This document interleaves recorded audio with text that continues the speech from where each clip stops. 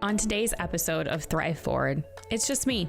In fact, I'm taking the time to reflect back on 2020 and looking forward into 2021. What have we learned? Where are we going? What are we doing? How are we feeling? Who are we going to experience it with? Defining for ourselves what purpose and vision are rather than the numbers that we're trying to achieve. Whether it be the numbers in our bank account, the rate of return of our portfolio, the numbers on a scale, or the salary we earn, all of those things are just numbers. What are we going to feel when we achieve those? Tune in and listen to this podcast. And if you find it valuable, there's nothing I would love more than for you to share it with somebody you think would also find value.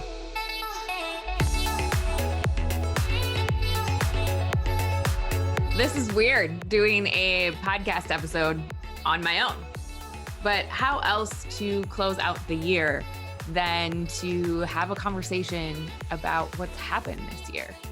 Whew.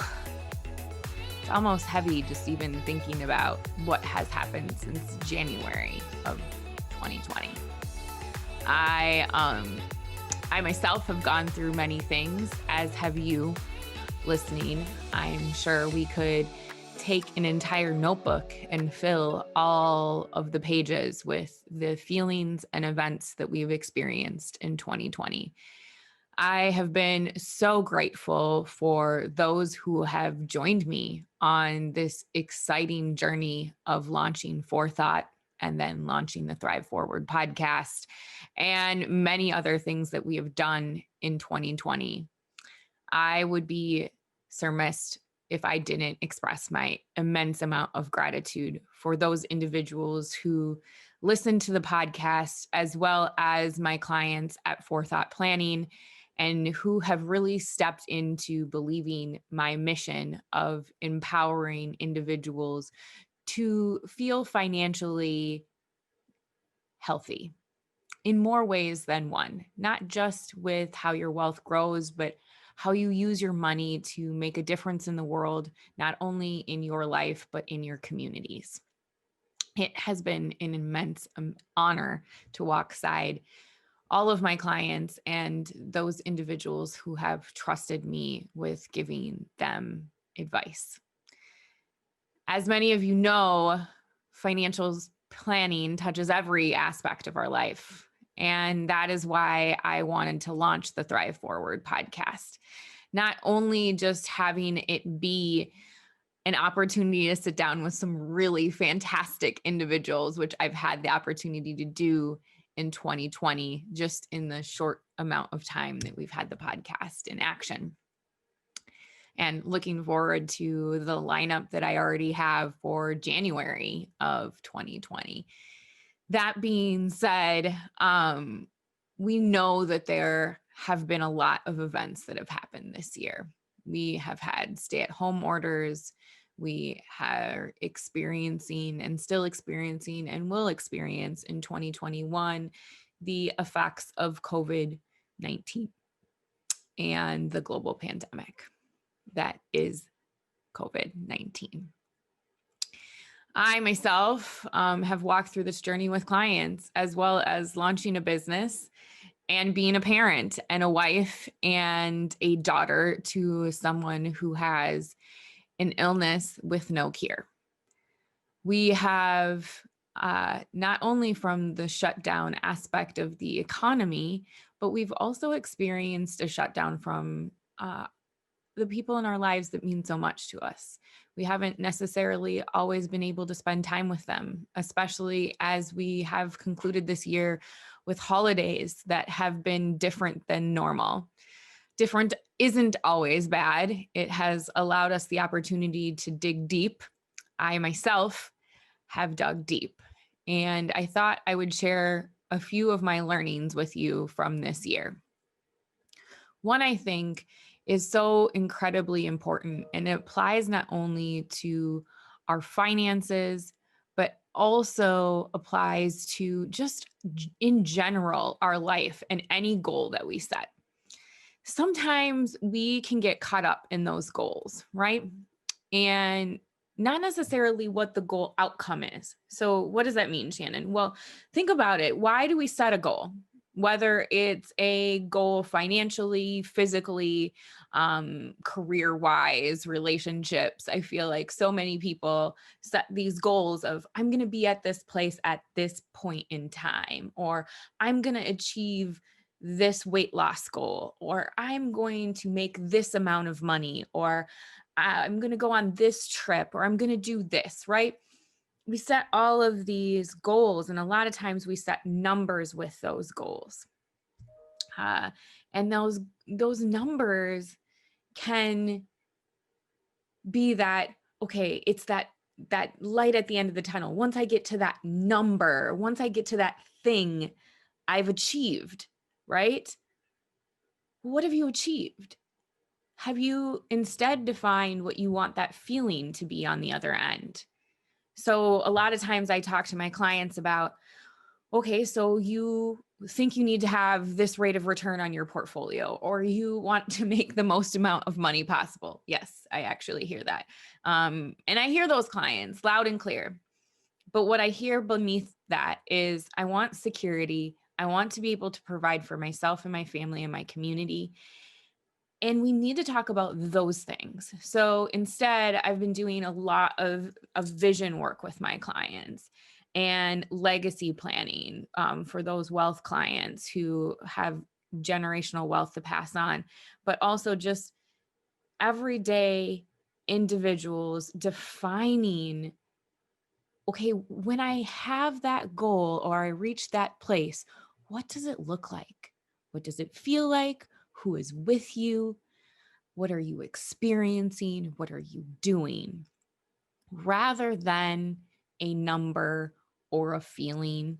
I think a lot of times as business owners, and holy Hannah, have business owners and small business owners gone through the gauntlet this year of ups and downs and trials and tribulations. My heart goes out to every business owner who has really put their blood, sweat, and tears into their mission. And knowing that the mission is always what we have to keep at the forefront of what it is that we do, rather than, yes, the numbers are important. And don't get me wrong, like literally, I talk to people about finances all day long, every day. But at the end of the day, what is the mission and what is the feeling? And that can be applicable for business owners, but also individuals.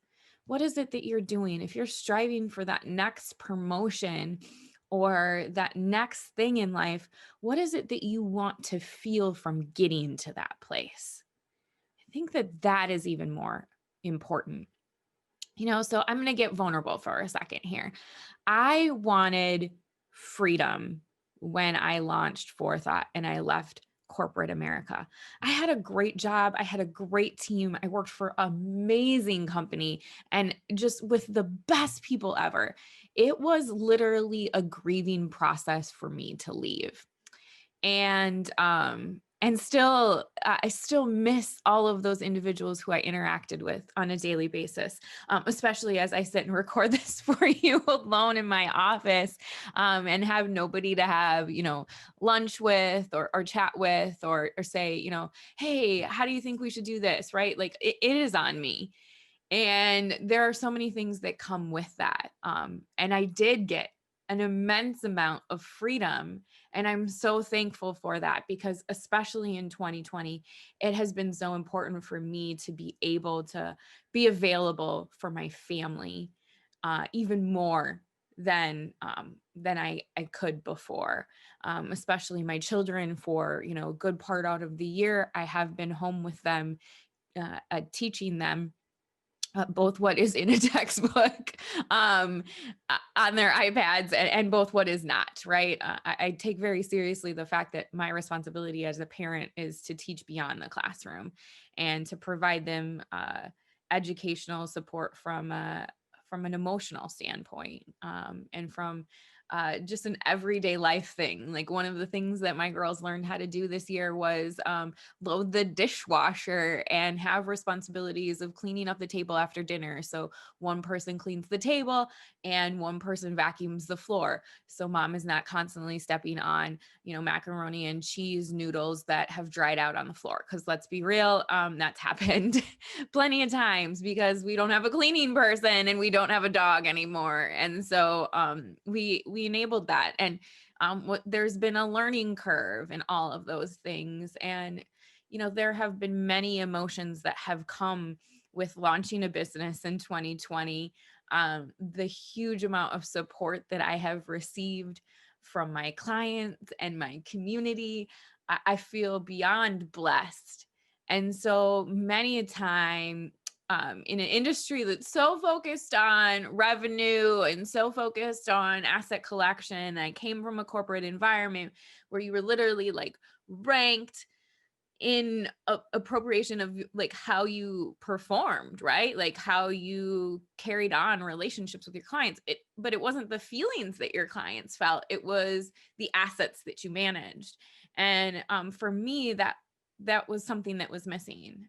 Something that I've always wanted to focus my efforts on were the lives that I've impacted. Like, how have I impacted people's lives? And yes, of course, I have to pay the bills. So don't get me wrong. I'm strategic on the financial end. But we can't let that control us to a point where we forget where we're going.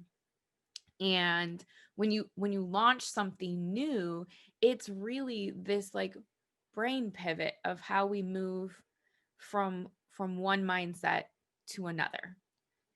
And that's what we've had to do in 2020 as a whole, not just myself launching a business, but we started out the year closing out 2019 for in the investment world with a really great year. Many times I've been having this conversation with clients, like, don't expect that every year. But we have so many other issues that we've had to consider and talk about in 2020 that are really hard topics.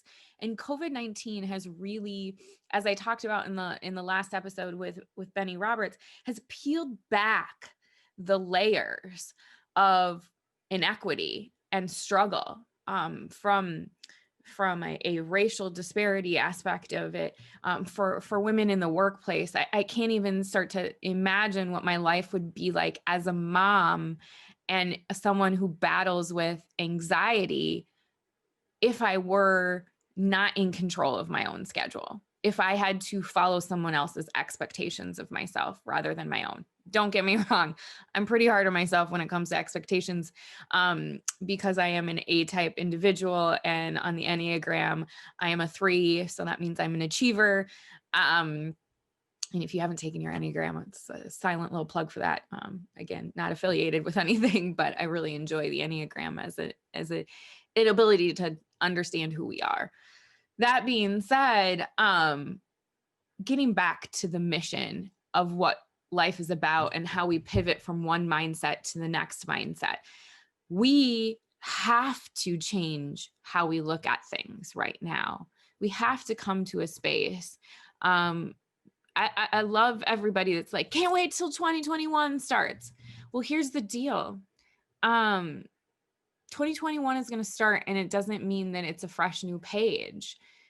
It's a new chapter, but we still have the story of the previous chapters that we have to now solve for. And it's a blank page to write, but we have to solve still the inequities that have been happening. And with COVID, we've started to see really, again, those inequities from a racial disparity, from women in the workplace to economic hardships. Those individuals who have financial stability have had the opportunity to really still have that financial stability in 2020. And those individuals who did not have that have hurt even more. I've seen it with my own 2 eyes. I see it when I drive in Minneapolis with our high population of homelessness. I see it when I was serving and volunteering this this summer after the riots on Lake Street, I saw that as I served families food who were really suffering in a place where it was already suffering. We are a divided country, more so than we've ever been. There are families members who are not speaking to each other. There are things that have happened that have just really polarized how we go forward. So January 1st of 2021, yes, we will celebrate a new year, but we still have all of the issues that we have come forward before us. So I start to think about, okay, how do we move forward in these conversations? And how do we look back and reflect? I think it's so important that we take an opportunity to look at the mission. And I think that mission is for everyone to have a playing field that is fair. And I think that there are a lot of folks out there right now who are just feeling like it's not. And so how do we come together utilizing our resources in order to do that? And I think sometimes we really have to look at it in the perspective of meeting in the middle. And in previous podcast episodes, I've talked about this with Erica Jones. I've talked about this with Shannon. I've talked about this with Jesse Ross and a lot of our podcast guests, in all honesty. But how do we meet in the middle to have those conversations in order to move forward? And that goes for everything in our life, right? Like as a society, if we look from the 30,000 foot view and look down, how are we going to change things and be impactful to social justice, to environmental justice, to making sure that, all the way down to like our data preferences, like how is our information shared and how do we have privacy still while also growing a great and strong economy? And then we look at it from an aspect of what happens from a financial situation. We are, everybody's like, Shannon, what do you think 2021 is going to look like from a returns perspective? Well, first and foremost, like the past is not indicative of the future, like every disclosure on every financial document ever. We want returns on our portfolio because that's how it grows and that's how we achieve retirement and that's how we get to the places. I think it's almost like we have to get back to the basics, like the basics in human decency, the basics in finance, the basics of understanding each other. So that's why I look to what is the mission? Not just the numbers. What is the mission? Why do you want to know that rate of return? Do you want to have security in knowing that you're able to achieve your goals? Well, that's why I talk about financial planning. That's why I think it's so important. Essentially, a financial plan says, here you are today. Where do you want to be tomorrow? And how do we get you there? Rather than, you need to make 22% on your portfolio. I also think we need to look inside. What is that cause of why we want to be in the space that we want to be in? Do we feel a sense of security almost? I know for myself, I've done a lot of exploring into my own mindset when it comes to money. And that's how I've grown to have such a passion around the psychology of finances and just psychology in general of how we make decisions. And when we look at what our experiences have been, they definitely reflect us. So for instance, there was a time period in my life that was very pivotal for me. And that was when my parents originally had separated. So for those of you that don't know, my parents separated when I was in 5th grade. They ended up getting back together in college. Don't give a girl a complex at all. That's why I believe so much in therapy. Mom and Dad, I love you. I'm so happy that you're back together and you are the happiest that you have been. But it definitely was a trial for all of us, those 13 years that they were apart. And so really thinking about that, when they split up, finances were really, really tough in our lives. And so for me, I've always wanted to have financial security. When you launch your own business, how do you think that financial security is? Of course I had a plan. Of course I planned for all of this. Jim and I sat down, we crunched the numbers, we had savings, we had all of these things. And then COVID hit, right? And so it was just like this element of me really stepping into the space of how I do financial planning for everyone else, while also walking through all of these emotions that were coming forward. And so if we just look at one space of our life, like Shannon, what do you predict for 2021? What is it going to look like? Why do you want to know that? Is going to be my question. Of course, I want to look at the strategy of things, but at the end of the day, I want you to understand why you want to get to that space so that you can have a level of comfort and security in knowing that if that answer doesn't happen, you can still achieve what you want it to be, right? I think that also goes for us as a society as well. I think a lot of times in this polarizing culture of this or that or culture, we look at things instead in an and situation.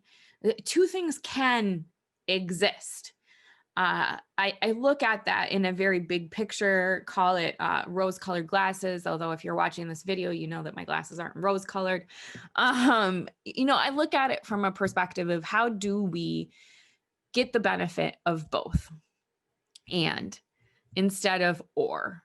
So how do we make sure that we are providing for individuals and looking at the bigger picture while also still caring for ourselves? Because I do believe that we have to take care of ourselves before we can take care of other individuals. That being said, I also know that there is a huge amount of wealth in this country, in this world, that we can do a better job of taking care of other people. And if we took that narrative of knowing that we were going to be okay and we were going to achieve the things that we wanted to.